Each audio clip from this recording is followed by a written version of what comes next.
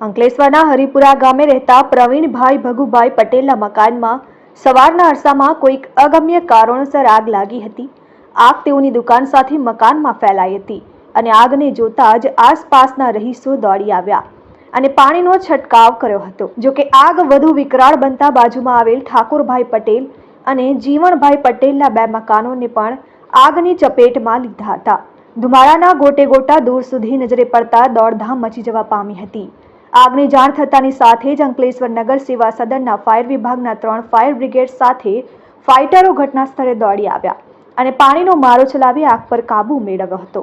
સદનસીબે આ બનાવમાં કોઈ જાનહાનિ થઈ ન હતી। જો કે ત્રણેય મકાનની ઘરવકરી સહિતનો સામાન બળીને ખાખ થઈ જતા ત્રણેય મકાન માલિકોને ભારે નુકસાન થવા પામ્યું છે। આજરોજ સવારે 7:30 કલાકે ફાયર સ્ટેશન ઉપર કોલ મળેલ કે હરિપુરા ગામે આગ લાગેલ છે। અહીંયાથી ફાયર ફાઇટર એક રવાના કરેલ, પરંતુ ઘટના સ્થળે જોતાં આગ ભયંકર હતી એટલે બીજા 2 ફાયર ફાઇટર સાથે ઘટના સ્થળે અમારી ટીમ પહોંચી ગયેલી હતી અને 3 મકાનની અંદર આગ લાગેલી હતી। 3 મકાનની અંદર ઘરવખરી તમામ સામાન સામગ્રી બળી ગયેલ છે।